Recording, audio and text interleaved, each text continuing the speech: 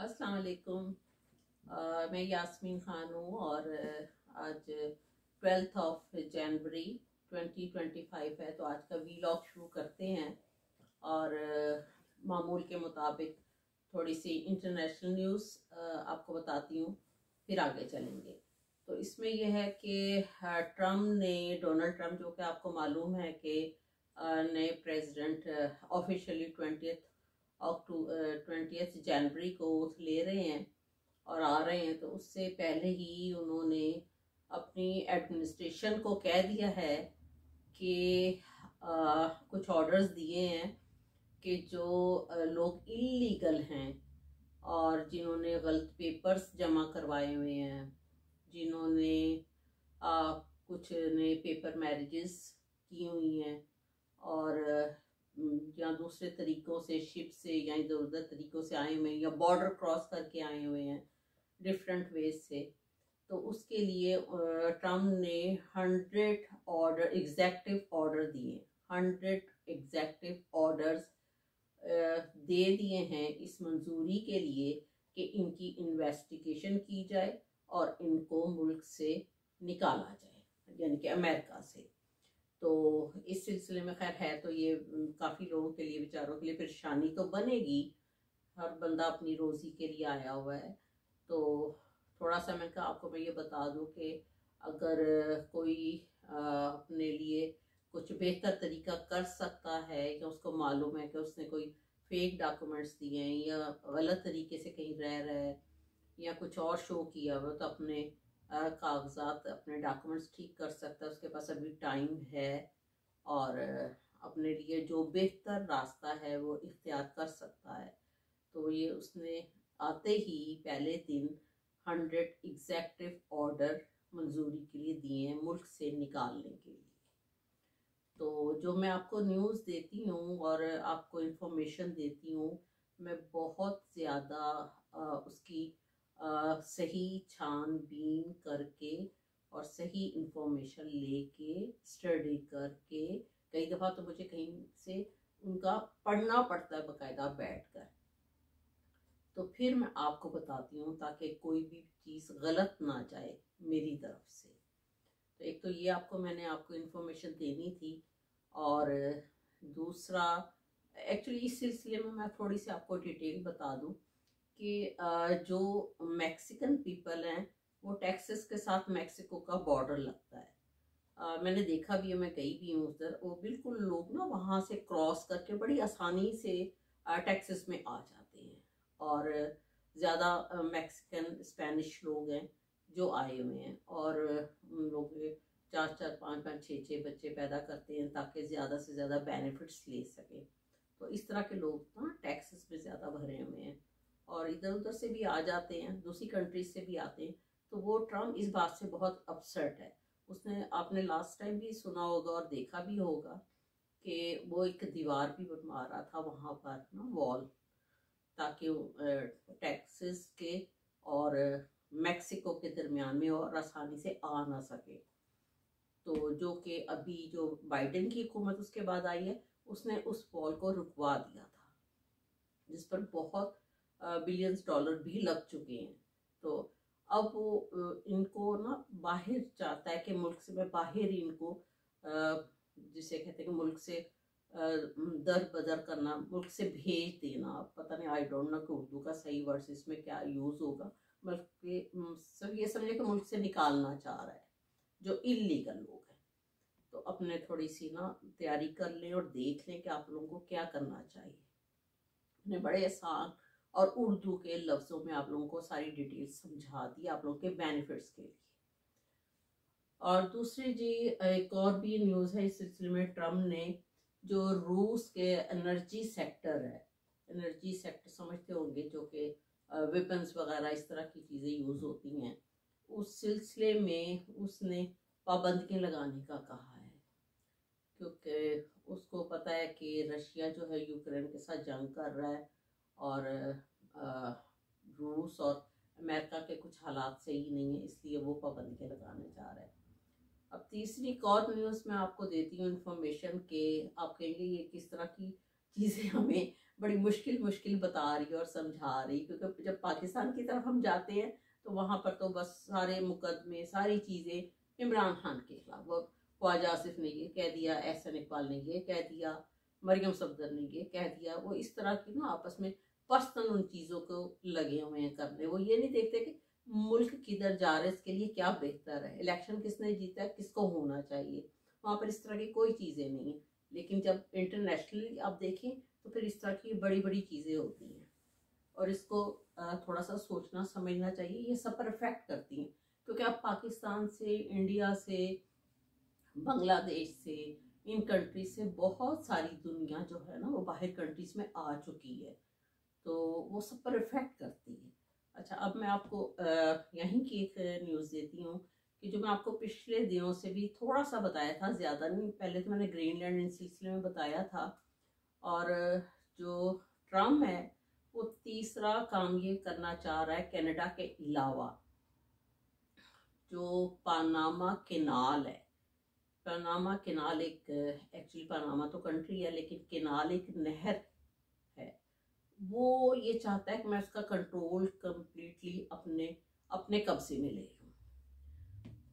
उसका हिस्ट्री थोड़ी सी अभी मैं आपको बताती हूँ, पहले थोड़ी सी दो चार चीज़ें बता लूँ कि जो पनामा कैनाल है वो बहरे ओकियानूस और बहरुल काहिर दो समुंदर हैं, जिसमें से उसने ये रास्ता बनाकर एक बंदरगाह बनाई हुई है। पनामा ने, अमेरिका ने, चाइना ने और भी काफ़ी कंट्रीज थी जो कि कुछ तो उसमें से निकल चुकी हैं। तो वहाँ से एक्चुअली जितना भी शिप्स वगैरह आते हैं, जो सामान आता है, वो एक गेटवे बनाया गया है और उसमें से काफ़ी रास्ते और भी कंट्रीज को टच करते हैं। कोई 170 बंदरगाहें हैं जो कि उसको टच करती हैं और वो अपने शिप्स से सामान मंगवाते हैं। एक छोटी सी मिसाल मैं आपको देती हूँ कि जैसे हम लोग अपना ऑनलाइन सामान मंगवाते हैं, अब हम बायर नहीं मंगवाते कि उसमें चार्जेस ज़्यादा पड़ रहे हैं, तो हम बाय शिप मंगवा लेते हैं। तो वो बाय शिप कहाँ से आता है? वो ये पनामा कैनाल से आता है। और जो पनामा कैनाल है वो अमेरिका जो है वो 74% इसको अपने लिए तिजारती सामान के लिए इस्तेमाल करता है और इसके बाद चाइना इस्तेमाल करता है। अब उसका जितना टैक्स है, टोल टैक्स है, जैसे हम लोग गाड़ियाँ लेके किसी भी ब्रिज से गुजरते हैं तो उसका हम टैक्स पे करते हैं।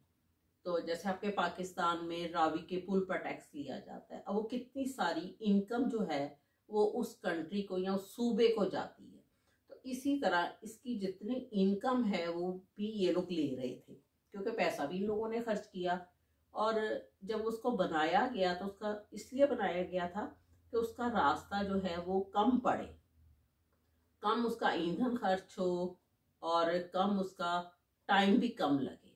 तो मैं आपको पहले थोड़ा सा ना इसके मैप में समझा देती हूँ, उसके बाद फिर मैं थोड़ी सी और डिटेल दूंगी, फिर आपको समझ आ जाएगा कि ये मसला किस लिए उठा हुआ है और इसका हम सब पर क्या इफेक्ट होना है, इसलिए मैं आपको बताना चाह रही हूँ। तो आइए थोड़ा सा मैप देखते हैं। ये है वो पनामा कैनाल जो कि बनाई गई है, ठीक। अब ये इस साइडों से आते हैं दूसरी कंट्रीज की बंदरगाहें जो इसको टच हो रही हैं, वो अपना सामान, अपने शिप्स, वो सारे इसके थ्रू अपने अपनी कंट्री का आगे से समुद्र देखें खुला हुआ है, ये आगे से फिर अपने अपनी कंट्रीज में सामान चला जाता है। जो हम ऑनलाइन जितनी भी शॉपिंग कर रहे हैं, सामान मंगवा, तिजारती सामान जा रहा है या फूड का सामान जा रहा है, खाने की चीजें जाती हैं और भी बहुत सारी दुनिया के आइटम्स हैं जो जाते हैं, इवन के असले की चीजें भी जाती हैं, हथियार जाते हैं।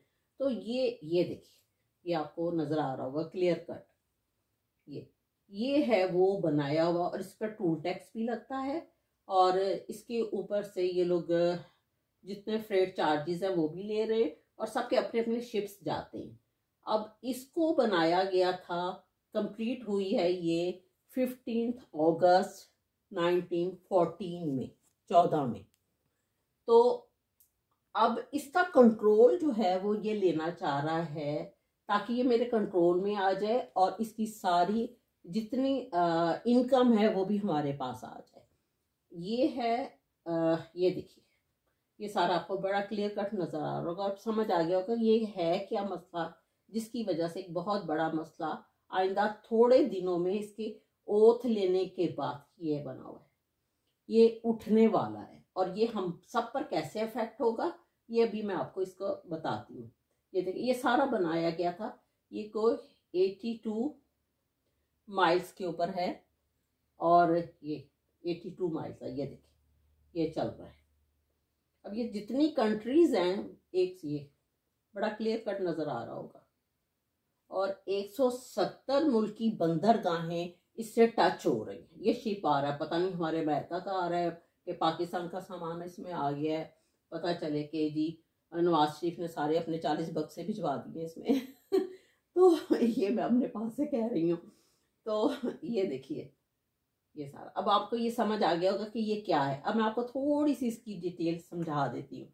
देखिए ये है the Panama canal is an artificial, ये खुद बनाई गई थी, ये पहले समुद्रों में नहीं बनी हुई थी, 2 समुद्र हैं जो 82 kilometre waterway in Panama that connects the Caribbean sea, एक सी का नाम जो है बहरुल काहिल एक है, और फिर है with the Pacific Ocean, it cuts across the narrowest point of the isthmus of Panama and is a conduct for maritime trade between the Atlantic and Pacific Oceans। ये चीज समझाई गई है। अब मैं आपको इसकी थोड़ी सी और डिटेल बैठ के बताती हूँ कि ये क्यों हो रहा है। इसके बनाने से पैनामा कनाल के, एक तो अमेरिका में जो सामान आ रहा है वो 11,000 किलोमीटर का फर्क पड़ गया, रास्ता छोटा हो गया है। उससे क्या हुआ है कि शिप का रास्ता, शिप का जो खर्चा है, ज़ाहिर है हर शिप का एक खर्चा होता है, उसके एक शिप तो नहीं आता, कई शिप आते हैं, हज़ारों के हिसाब से शिप्स आ रहे हैं, तो उसमें सारा ईंधन जितना जो खर्च हो रहा है वो भी कम पड़ गया, आपका टाइम भी बच गया। 2 चीज़ें हो गई। फिर उसके बाद तकरीबन इसमें आ जाएगा जी, चेंजेस इसमें जो की गई हैं वो पैनामा ने क्या किया, पैनामा ने इसका कंट्रोल अपने पास ले लिया। अब उससे अमेरिका को नुकसान हो रहा है। अब वो ये चाहता है कि मैं इसको ले लूं। अब इसको लेने के लिए ये है कि इसमें जब बन रहा था, इसको 10 साल लगे थे इसको बनते वक्त, 10 साल में ये कंप्लीट हुआ। फिर उसके बाद इसमें जो बनाने में जो मजदूर लेबर काम कर रही थी, वो मजदूर भी तकरीबन 56 मजदूरों की इसमें 5600 मजदूरों की इसमें डेथ भी हुई है। यानी कि इसको बनाने के लिए वो उसकी इतनी डीप इसकी वो खुदाई की गई, डिगिंग की गई, इतनी डीप की गई कि उसमें कई 5600 पीपल जो थे उनकी डेथ भी हुई है। फिर ये हुआ है 15 अगस्त 1914 को ये कंप्लीट हुई। अच्छा, अब इसमें 5% जो है वो दूसरी कंट्रीज के भी शिप आते हैं, 74% इसमें अमेरिका के शिप आ रहे हैं। इसके बाद नंबर 2 पे चाइना के आ रहे हैं। इसका टूल टैक्स जो सारा इनकम है वो फिलहाल पनामा कंट्री ले रही है। तो वो ये ट्रम्प चाह रहा है कि मैं इसको अपने अंडर में कर लूँ, इसका कंट्रोल मैं ले लूँ और इसकी सारी सोर्स और इनकम जो है वो मैं अमेरिका के पास आए। अब इसके कहने पे से तो एकदम सारा कुछ नहीं हो जाएगा ना, एटलीस्ट दूसरी कंट्रीज भी हैं। अब वो जब ये लेगा तो उन्होंने देना नहीं है, जब उन्होंने देना नहीं है तो इससे इन लोगों के दरमियान में लड़ाई झगड़ा शुरू हो जाना है। अब वो लड़ाई झगड़ा इस तरह तो नहीं कि मैंने आपसे बात की, आपने मुझसे बात की, ये तो फिर वॉर शुरू हो जाएगी। ये वॉर का बहुत बड़ा एक रीजन बन रहा है जो अभी शायद आपको समझ नहीं आ रहा। हम जितना ऑनलाइन सामान मंगवाते हैं, सारी शॉपिंग हम कर रहे हैं इस पर, मैं तो बल्कि अपने स्टोर का सारा सामान भी ऑनलाइन मंगवा रही हूँ, तो वो सारा शिप से आता है। अब वो शिप से कहाँ से आता है, ये सारा गेट वे क्रॉस करके आ रहा है। तो ये है इसका एक रीजन मेन जो कि ये चाहता है। और इसके ऊपर 38 करोड़ डॉलर इसके ऊपर अमेरिका का खर्च हो चुका है इसको बनाने के लिए। तो ये चाह रहा है कि मैं इसके ऊपर कंट्रोल कर लूं और ताकि ये अमेरिका के कंट्रोल में आ जाए। अब उन्होंने देना नहीं है, जब उन्होंने देना नहीं है और नंबर 2 साथ चाइना है, तो इन लोगों की जंग छिड़ जानी। ये बहुत बड़ा एक पॉइंट पैदा होने लगा है जो ट्रम्प चाह रहा है। तो कभी आप और थोड़े दिनों में सुनेंगे ओथ लेने के बाद कि क्या काम हो रहा है, फिर आप कहेंगे यास्मीन खान ने तो बड़ी अच्छी खबर बड़े पहले दी। लेकिन इसके लिए मैं आपको बताऊं, मैंने बहुत इन्फॉर्मेशन ली है और मैंने बहुत इसको स्टडी किया है। वैसे भी ये तो मेरा सब्जेक्ट है, मैंने मास्टर्स ही पॉलिटिकल साइंस में किया हुआ है, इसलिए मुझे मुश्किल इतना नहीं पड़ा। लेकिन मैंने बड़ी आपको एक सही इंफॉर्मेशन दे दी है कि ये सबको पता चल जाए कि पानामा कैनाल क्या है, क्यों ये बार बार कह रहा है। अब आपको समझ आ गया होगा क्योंकि मैंने इतनी आसान उर्दू में और इतना इजीली आपको हर चीज़ बता दी है। अब हम चलते हैं थोड़ी सी डोमेस्टिक न्यूज़ भी कर लेते हैं, अपने पाकिस्तान की भी खबर ले लेते हैं कि पाकिस्तान में क्या हो रहा है। पाकिस्तान में जी एक तो अमेरिका का सफीर जो था डोनाल्ड ब्लूम, वो उसकी मुद्दत जो थी, एक टाइम पीरियड होता है वो उसका ख़त्म हो गया। जैसे ही बाइडन की हुकूमत ख़त्म हो रही है, ऐसा वो भी उसकी एक टाइम पीरियड था वो जो ख़त्म हो गया, वो वापस तशरीफ़ ले आया है अमेरिका। तो जिसने कि रजीम चेंज करने में भी बहुत अहम किरदार अदा किया और बाइडन की तरफ से पाकिस्तान को बड़ी सपोर्ट इस हुकूमत को रही है, क्योंकि बाइडन जो था वो इमरान खान के अगेंस्ट था और उनका सफ़ीर भी वही काम करता था। तो अब पाकिस्तान के हुकूमती लोगों को बड़ी प्रॉब्लम पड़ी हुई है और वो बड़े अपसेट भी हैं।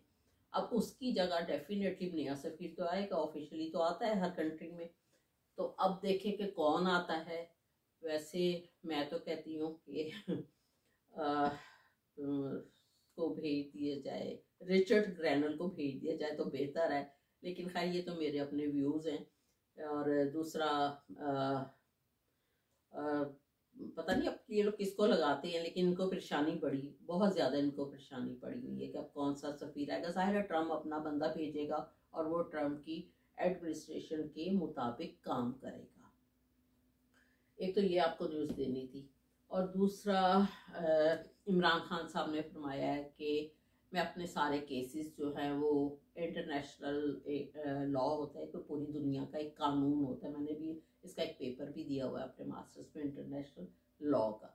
तो इसमें मैं अपनी आलमी सतह पर जो है अदालतें, बैनुल अक़वामी अदालतें, मैं उसमें लेके जा रहा हूँ और मैं सारे अपने केसेस उसमें रखूँगा कि पूरी दुनिया के सामने मेरे मुकदमे आए कि मैं क्या करता रहा हूँ, मैंने इस कंट्री के लिए क्या किया है और इस कंट्री के लोगों ने मेरे ऊपर किस तरह के केसेस बनाए हैं।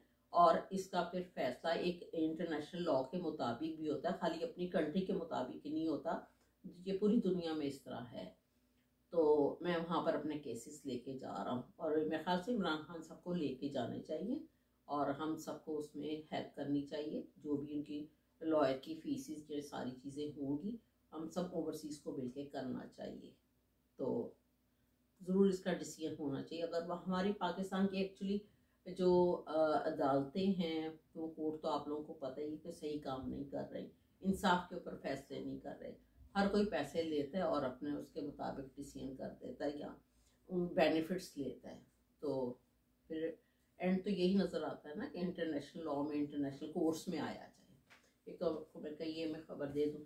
और दूसरा आपको पता ही है कि जनवरी में फिर 13 जनवरी को इसका डिसीजन आने वाला है अल कादरी का, तो अल कादरी यूनिवर्सिटी का। और वो तो आपको पता ही है कि सही तो होना ही नहीं है जो जजेस बैठे हुए उन्होंने, क्योंकि जो पहला फाइज ईसा था डोनर्स, उसका नाम ही पड़ गया है और वो हमेशा पड़ा रहेगा। वो गलत किस्म के फैसले करता रहा, उसने बैट का निशान भी वापस ले लिया और अब इसको आगे से आगे करते करते अब इसका डिसीजन आने वाला है, जो कि आप लोग पहले ही ज़हनी तौर पर तैयार रहें कि इसका फैसला भी इन्होंने गलत ही करना है और इमरान खान को फिर इन्होंने कोई ना कोई सज़ा देनी है, जो कि आगे जाके शायद ख़त्म हो जाए, इंशाल्लाह हो जाएगी। लेकिन इसके लिए मेंटली तौर पर आप लोग सब तैयार रहें। एक तो मैं ये भी मैं आपको न्यूज़ बता दूँ और फिर तीसरा और भी कुछ देख लेते हैं। कि जो इन्होंने मरियम सफदर ने जो कहा है कि जी मैंने ये तस्वीरें जो हैं उनकी शेख के साथ आई हैं, वो ये पता चला कि इन्होंने खुद अपनी ये तस्वीरें खुद इन्होंने छुपवाई और सामने लोगों के सामने लेकर आई हैं, आवाम के सामने, ताकि पता चले कि हमारे इन लोगों के साथ ताल्लुकात जो हैं वो बड़े बड़े हैं, स्ट्रॉन्ग हैं और हमें कोई ख़तरा नहीं है। तो इस तरह की पिक्चर्स खुद इन्होंने दी है, जिसपे कि इनके ऊपर तो नहीं इतना इफेक्ट आया कि उनको बुरा नहीं लगता, लेकिन उस शहजादे के ऊपर, कह लीजिए शेख के ऊपर, उनकी कौम ने इतराज़ किया है और उनकी टीम ने भी किया है, इनके ऑफिस वालों ने भी किया है। तो उनके लिए ये बुरी बात साबित हुई है और पाकिस्तान का इम्प्रेशन अच्छा नहीं किया। और दूसरा, आपको पता ही कि पाकिस्तान में किस कदर महंगाई जा रही है और हर बंदा अपसेट है, हर बंदा परेशान है। और इन्होंने अब जो रोड्स पर कुछ बेचारे गरीब लोगों के कुछ वो होती हैं रेड, ये वो क्या ट्रॉलियाँ लगी होती हैं सब्ज़ी की और फ्रूट्स वालों की, वो भी सारी हटवा दी हैं। कुछों के घर ख़त्म करवा दिए जो कि खैमे शैमे वो बेचारे गरीब लोगों के बने हुए थे। तो उसके लिए इनको चाहिए था कि पहले उसका एक ऑल्टरनेट उनका कुछ रोज़ी का या घरों का सिलसिला उनको दिया जाता, फिर उनके इस तरह की ये चीज़ें ख़त्म की जाती। अब उनका एकदम ख़त्म करने के बाद वो बेचारे कहाँ जाएं, कहाँ से कमाएं? अगर कोई छोटा सा कहीं ठेला लगा के, कोई रेडी लगा के कोई बैठा हुआ है, तो वो क्या करे? वो एकदम तो शॉप नहीं ले सकता जाके किराए पे। और जिसका घर खैमा कोई छोटा सा बना के कोई बैठा हुआ है, उसका वो ख़त्म कर दिया कि जी रोड पे से गुजरते हुए उसको टच कर रहे हैं, तो वो उसके लिए पहले उसका ऑल्टरनेट देना चाहिए, फिर इस तरह के काम करने चाहिए। खैर मेरा व्लॉग लंबा हो रहा है, मेरे पास न्यूज़ तो और भी बहुत सारी हैं, तो इंशाल्लाह कल फिर मिलते हैं। और मेरे चैनल को ज़रूर सब्सक्राइब कीजिएगा, मैं बहुत मेहनत करती हूँ। Thank you very much. खुदा।